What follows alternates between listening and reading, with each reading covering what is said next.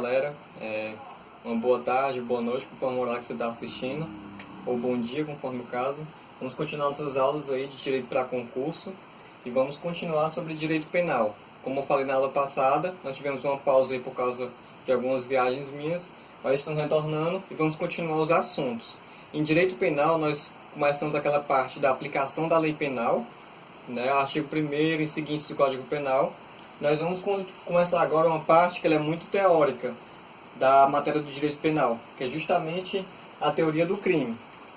E a teoria do crime, ela começa com alguns conceitos iniciais sobre o que é crime. Então nós vamos ver aqui 4 conceitos que costumam cair em prova sobre a definição de crime pela doutrina e pela lei. O primeiro conceito é o conceito legal de crime, que está no artigo 1º da Lei de Introdução ao Código Penal. E esse conceito ele vai dizer que crime é diferente de contravenção, principalmente pela questão do regime de cumprimento de pena. Então, nós temos uma infração penal que é o crime e nós temos uma infração penal de contravenção. A infração penal é um gênero que tem 2 espécies, que é justamente os crimes e as contravenções. E o que vai diferenciar um crime de uma contravenção, pela lei, é justamente o regime de cumprimento de pena, que no caso aqui do crime é reclusão ou detenção mais multa. Ou seja, é a pena que vai ser combinada. E a contravenção, o regime que a lei coloca é prisão simples ou multa. Nós vamos ver mais na frente que a reclusão, o regime ele é fechado, semiaberto ou aberto, conforme o caso. E a detenção é regime fechado, semiaberto ou aberto. Na detenção, o regime só volta para o fechado se houver regressão de algum delito. Se o apenado ele cometer, por exemplo, uma falta grave, ele pode ir para o regime fechado pela detenção. Mas isso não é a regra. A contravenção, por outro lado, ela tem como regime de pena a prisão simples ou a multa. A prisão simples ela só tem um regime semiaberto e aberto, ela não tem um regime fechado. Então, na prisão simples é um regime mais brando, porque a contravenção penal, como nós vamos ver, ela é um tipo de infração penal mais leve, mas é um crime menos grave, não é um crime tão que agrava tanto os bens jurídicos protegidos pela lei. Além disso, nós temos o conceito formal de crime, que esse conceito é muito básico, assim, vai dizer que crime é o que a lei diz que é crime.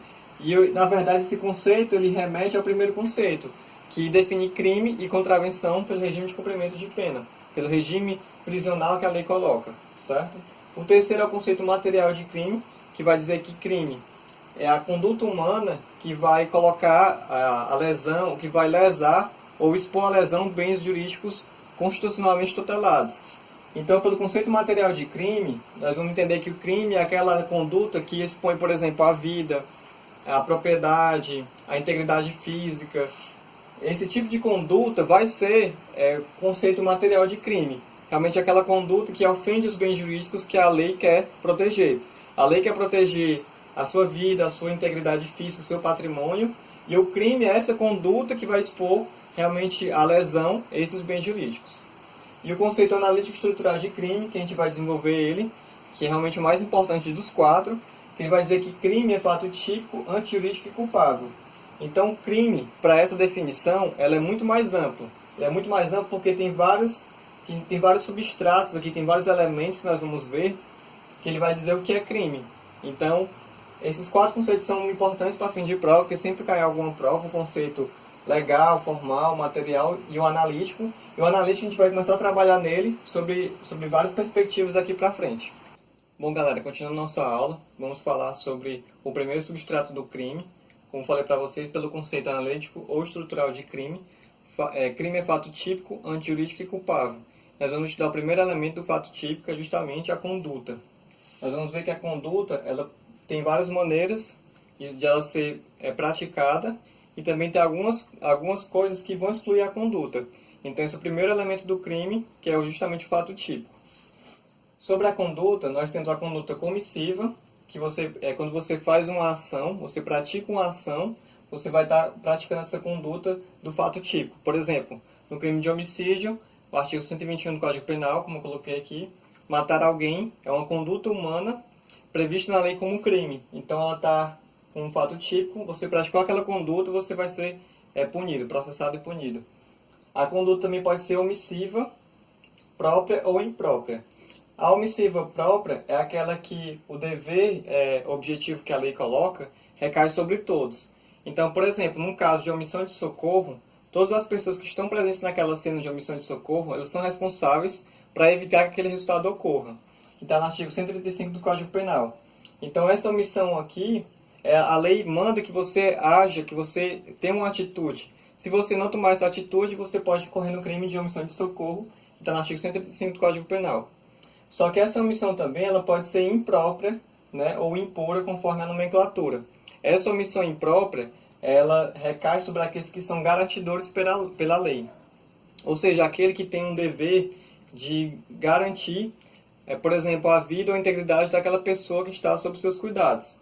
Então, por exemplo, os pais têm um dever de ser garantidor dos seus filhos. Os policiais, os bombeiros, aquelas pessoas que de alguma maneira a lei impõe como garantidores. Se essas pessoas, ao ver a ocorrência de um crime, ou se tiver uma pessoa sob seus cuidados, ela não tomar uma atitude, ou se ela permitir que alguém tome alguma atitude errada contra aquela pessoa que está sob seus cuidados, ela vai responder com uma omissão imprópria. Eu vou dar um exemplo que vai melhorar isso aqui. Por exemplo, um policial, ele tem um dever de garantir a integridade física das pessoas. Se ele vê um assalto e ele não toma uma atitude, se ele não reage, ele podendo reagir, se ele tem uma arma e pode reagir àquele assalto, evitar aquele assalto, se ele não evita, ele vai responder como se tivesse praticado o crime do mesmo crime do assaltante, ou seja, o roubo, artigo 157. Porque nesse caso ele tem um dever de garantia que vem da lei. Então ele tem que tomar uma atitude. Se ele não tomar uma atitude, ele vai responder pelo mesmo crime que ele não conseguiu evitar. Essa é a omissão imprópria. Lembrando que no caso da conduta comissiva, não é possível a tentativa, porque ou você age naquele momento e evita o crime, ou você não age e tá cometendo o crime, no caso da omissiva própria. Já no caso da omissiva imprópria, ela não cabe, ela na verdade cabe tentativa, porque um terceiro pode vir e evitar o resultado. Então, você está tendo aquele caso do policial que eu falei, se ele não evita o resultado, não evita o crime, mas vem um terceiro e ele evita aquele resultado, mesmo assim, o policial ou quem for o garantidor vai responder por esse mesmo crime, porque pode acontecer a tentativa, né, conforme o caso. Além disso, nós temos algumas atitudes aqui que vão excluir a conduta. Ou seja, nesses casos aqui, você não vai responder pelo crime. Você vai ter uma causa de exclusão da conduta que exclui o fato típico. Então, a primeira atitude que vai excluir a conduta é os atos reflexos. Então, se por acaso você está sendo surpreendido num assalto, alguma coisa, você tem um ato reflexo que causa um dano em alguém, ou teoricamente vai praticar um crime contra alguém, se for um ato reflexo involuntário que você não quis praticar, você não vai responder pelo crime. Então, se alguém vier com você, por exemplo, dar um susto em você, alguma coisa assim, e você acabar lesionando ela sem querer, por um ato reflexo, você não vai responder criminalmente. Além disso, nós temos os estados de consciência, né, ou de inconsciência, como o sonambulismo. Se você é sonâmbulo, ou conhece alguém que é sonâmbulo e comete algum crime, estando nesse estado de sonambulismo, de inconsciência, ele também não vai responder criminalmente, porque você não pode exigir outra conduta dele, já que ele não tem consciência desse momento. Além disso, nós temos a coação física irresistível, quando alguém coage você fisicamente a cometer um crime.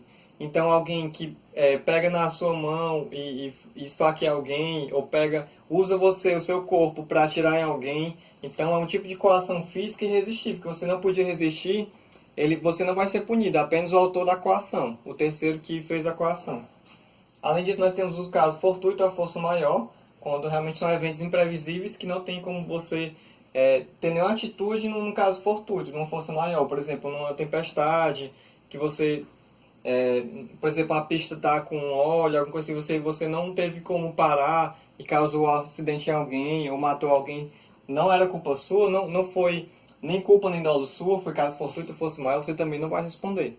Então são essas principais, vamos dizer assim, principais elementos do fato típico em relação à conduta. Ela pode ser comissiva, uma ação, ou pode ser omissiva, a omissão pode ser própria ou imprópria, a depender do caso. E tem alguns elementos aqui que vai excluir a conduta e você não vai responder criminalmente. Bom, galera, e para finalizar a nossa aula por hoje, vamos colocar alguns conceitos aqui. Na próxima aula continuaremos falando sobre teoria do crime e sobre fato típico. E aí depois a gente vai resolver vários exercícios para complementar a aula. Então hoje nesse momento, nessa aula, só um pouco de teoria. Na próxima a gente continua, termina esse tema, esse primeiro tema, com alguns exercícios, tá ok? Então, a conduta, como eu falei, pode ser comissiva ou omissiva, uma ação ou uma omissão, mas também ela pode ser dolosa ou culposa. Daí que a gente sempre vê na mídia falando homicídio doloso, homicídio culposo. A gente pode entender um pouco a partir disso aqui. O dolo, que a gente vai ver aqui, ele é vontade e consciência. É o elemento chamado, que cai em prova, elemento volitivo e elemento cognitivo. Ou seja, você tem a vontade e a consciência de cometer aquele crime. Nós vamos ver na próxima aula algumas teorias que vão explicar essa questão do dolo. Nós temos a teoria da vontade, do assentimento, sobre o dolo eventual também. Então vamos estudar isso na próxima aula, sobre essa questão do dolo. Já a conduta culposa, nós vamos ter a imprudência, a imperícia e a negligência. Como é que caracteriza essa culpa?